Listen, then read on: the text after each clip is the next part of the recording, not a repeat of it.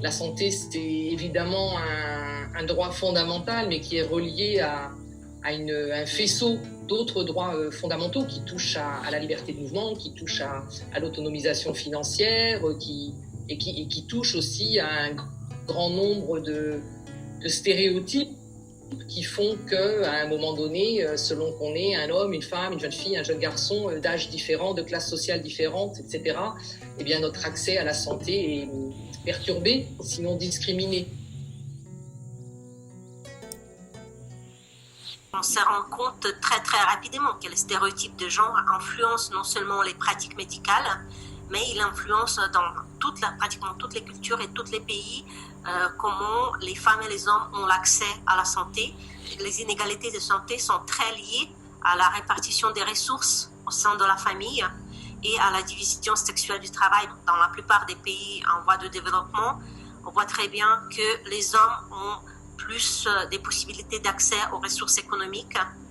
et tandis que les femmes, notamment les femmes mariées, sont soumises à l'autorisation de leur mari pour pouvoir accéder aux services de santé, ce qui peut aussi résulter dans des cas, dans l'augmentation de la mortalité maternelle, par exemple, pendant les accouchements.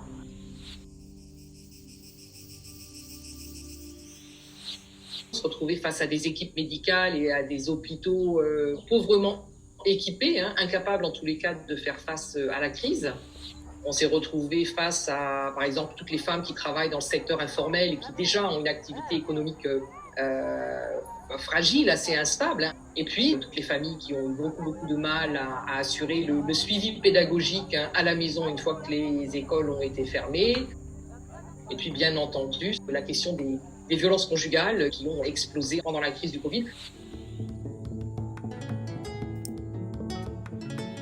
Les mesures de promotion, de prévention, c'est là où effectivement on avait vu une participation citoyenne assez importante à travers des pratiques toutes simples. Essayer d'aller trouver de l'eau à amener dans les postes de santé parce qu'il fallait se laver les mains, donc il fallait mettre l'accent sur l'hygiène.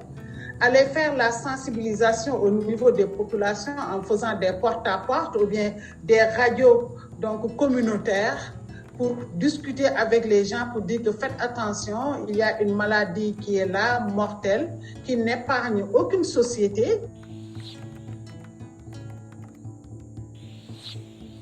On a dans le cours des gens qui sont dans des ministères de la Santé, on a des personnes qui travaillent dans des associations, qui travaillent dans des ONG, on a des personnes qui sont elles-mêmes, qui font partie du corps médical, des chercheurs aussi, des chercheuses. Et donc l'idée pour toutes ces personnes, effectivement, c'est de travailler avec elles pour qu'elles abordent la question de la santé et du genre avec une nouvelle lunette, avec un nouveau prisme, avec un nouveau regard, et qu'elles aient ce retour réflexif sur leur manière de faire les choses. La formation, c'est pas uniquement des connaissances, mais c'est aussi évidemment de revisiter les pratiques et d'acquérir des outils nouveaux pour faire différemment.